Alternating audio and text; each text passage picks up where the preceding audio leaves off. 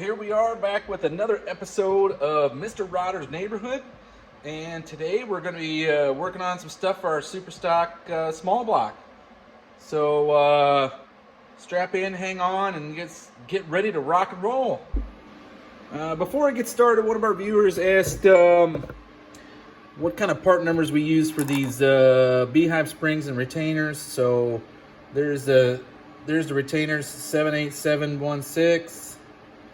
And then these are both comps, part numbers. What is that? 26995-16. Now here, just keep in mind, you know, I did put them on a Buick head, but these heads have been reworked, and they have small block Chevrolet valves in them, which is an 11/32 valve, and that's the only way that those retainers are 11/32 retainers. The keepers are 7 degree because that's what's standard on a small block Chevrolet. The Buicks are, I think, are 10 or almost 11 degree or are 11 degree. The best thing to do if you're wanting to do something like this is probably contact TA if you want to use the standard 3/8 stem valve in the Buick heads. But other than that, here's the basic stuff we got going on for today. Here's our small block. I got these two studs threaded in. They're just, what you do is you take them to tighten and back them off like a quarter of a turn so that they're a little loose. That way it's easy to get the head on the block and it's not bound up when you try to put it on there. I have to put those two head studs in first. They're virtually impossible to get on once the head is in place. The reason why I say that is you can't, if you look, they're an ARP stud, but they're an older ARP stud without an Allen head in them.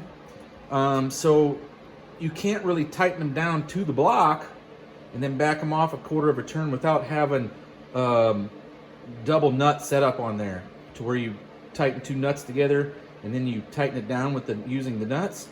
So that's the way I've been putting them in, but it makes it almost impossible to get these ones in the on the edge just because of the way the head is, and you'll see when we get it on there, it's really tight. Okay, we got our gasket here that we're going to be using. This is what was on there before, and I mean, I'm not going to reuse them. I just made them essentially a Buick 350 check gasket. These are Victor Rentz 38991 head gaskets. They're, the only reason I'm using them is because they're 50 thousandths head gaskets, and that's what our replacement head gasket is compressed 50 thousandths. So this will give us a very accurate reading when we do our piston to valve clearance. So first thing we're going to do is we're going to bolt the head on.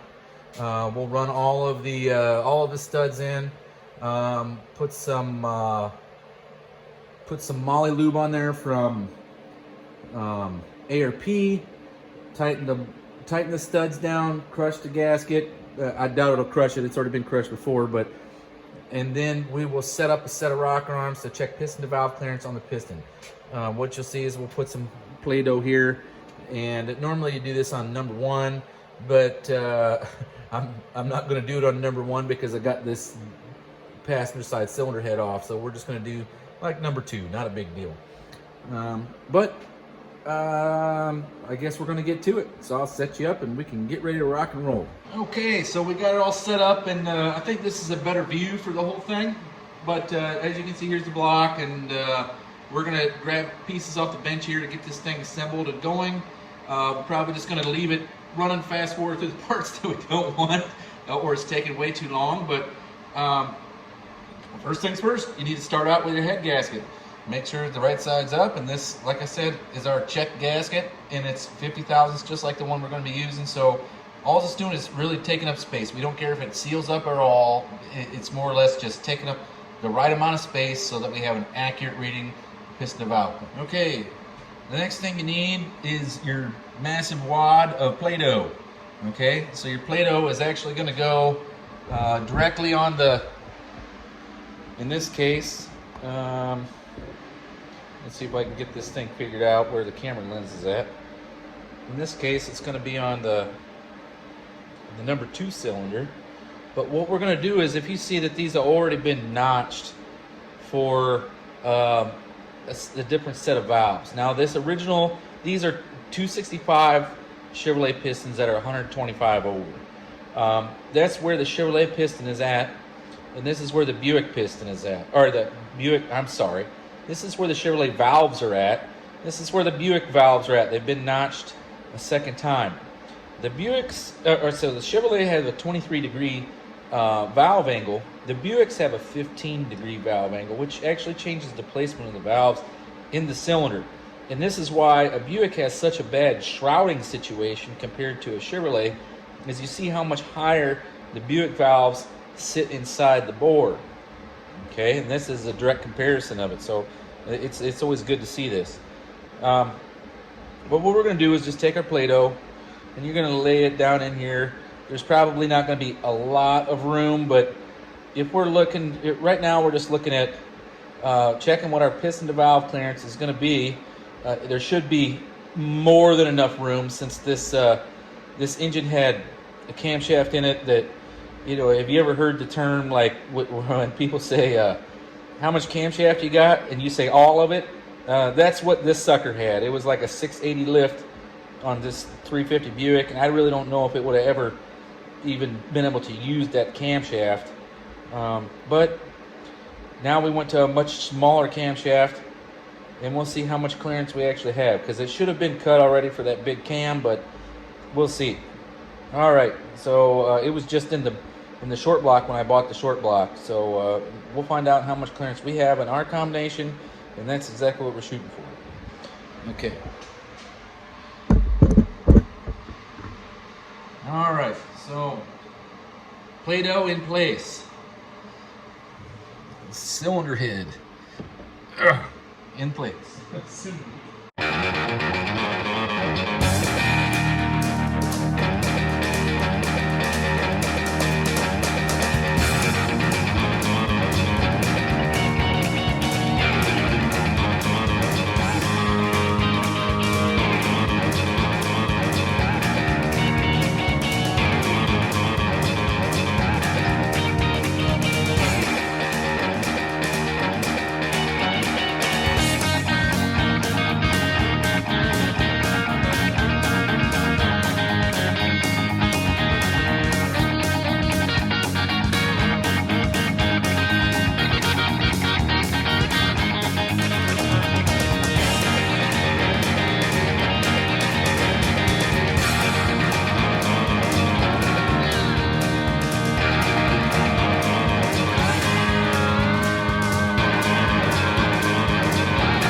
Okay, now all those studs are installed, and they're all installed essentially tight and then backed off a quarter of a turn, so that when we do this, hopefully the whole head will come off without being bound. If not, we'll have to pull some out. But we finally are to the point now where we can go ahead, put it together. We're not going to use any Molle assembly lube or anything like that until we're doing it for the final go round. But this will get it close enough to for measurement purposes, and that's what we're shooting for. And then we don't want to have to disassemble everything again and then reassemble it if it's already going to be bad enough.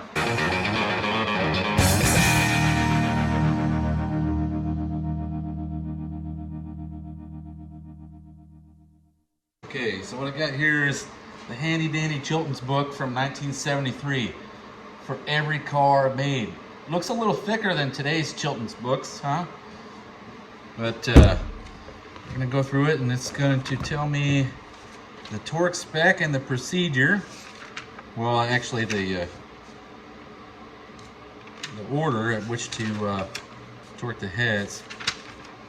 And there is two different ones for a Buick, and you could technically use one or the other, but I like to stick with, there's certain years that where that split. Okay, so like I said, this is not to seal the gasket. This is more or less just measurement purposes. So what I'm going to do is I'm going to go ahead and pretty much just torque these down to 75 foot-pounds. I'm not even going to go back over them. It just needs to be held into place very taut, and that way we have an accurate reading with the head gasket smashed at the distance it would be crushed to.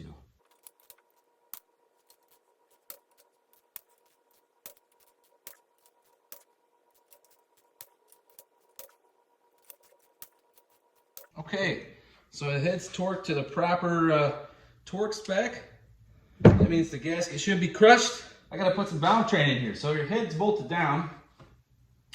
So what I have here is two steel powered solid lifters for a Chevrolet.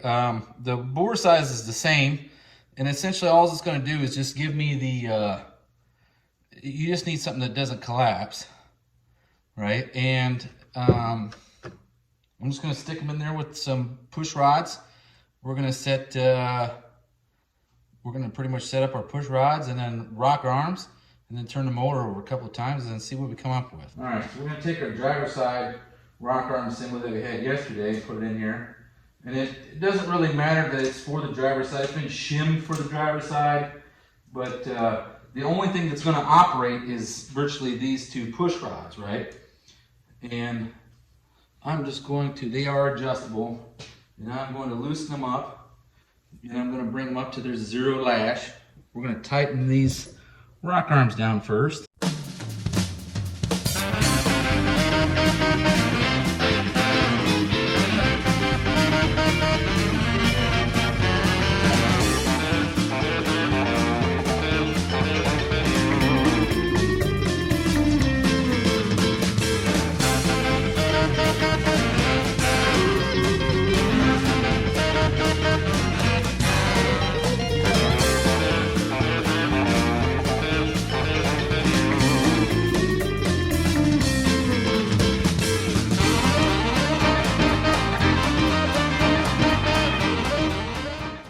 So both push rods have now been adjusted to 0 lash. This will give us an accurate reading of how far the valves open during rotation. Okay, so I'm going to go around twice just to make sure we at least get all valve operation, because it is a 4-cycle engine.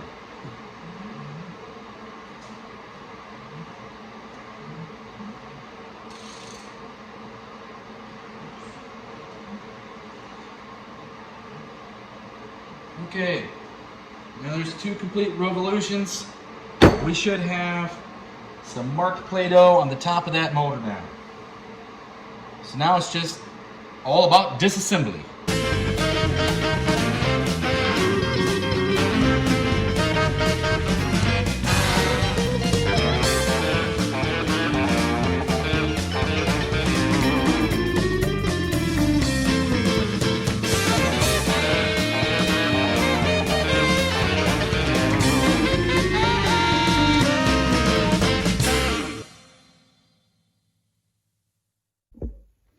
Okay, so here we are after we turn the motor over.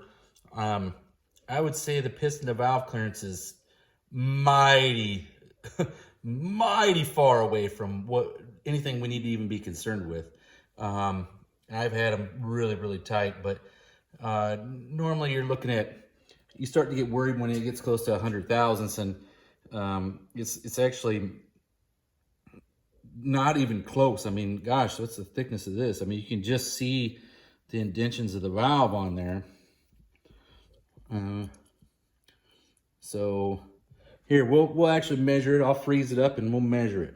So I will give you a definite number on what this is, right? But I don't expect it to see it like very close at all. It's probably 200 thousandths or more. So there she is, folks. Our already pressed, I guess, mold of our piston to valve clearance. Now, the way I normally do this is you look for the deepest indention in the Play-Doh. So on the intake side, you're looking at 80 thousandths clearance. On the exhaust side, it's 100 thousandths. The reason for that is because the exhaust valve expands more based on the heat, right? So that's our minimum clearance numbers. If we have anything more than that, great, we're good to go. If it's really, really tight, I'll probably check 4 corners of the motor to make sure that it's not super tight.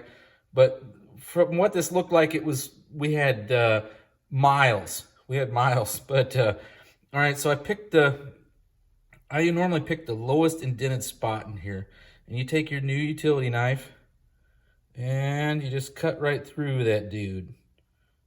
Okay, and it's been in the freezer now for about a half an hour or so. So you can do one side or the other. Okay.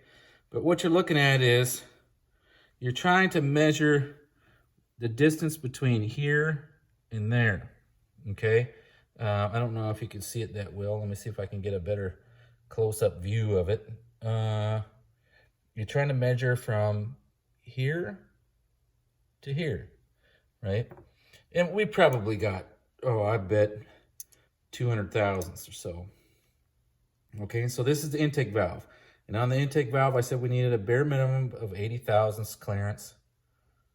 So we're looking at, all right, so I got my calipers here. We're just gonna close them down till we get fairly close. All right, 158 thousandths. So we got quite a bit on the intake side. The exhaust, it needs to be 100 thousandths. Let's see. Deepest indentation probably right around there. Okay. Now, this one might be a little closer, but it's not. It actually looks farther. Okay, and then the way this is cut, it was probably done for a bigger set of heads. 188 thousandths. 188 thousandths. So we have miles. So 158 thousandths and 188 thousandths. We have miles to go before we run into piston to valve clearance problem. That means with those numbers, what's good about that is you know now exactly where you stand at. If I wanted to change to those T&D roller rockers and I put a ratio on there of like, say, 1.7 to 1, if I sit down and do the math, I know exactly what my piston to valve clearance is going to be essentially, right? So it'll tell you if those are going to work or not.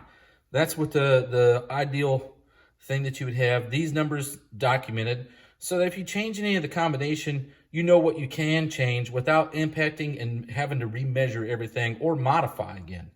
So thanks for tuning in. That's what we did today. We've measured piston to valve clearance on our super stock Buick with the valve train somewhat installed.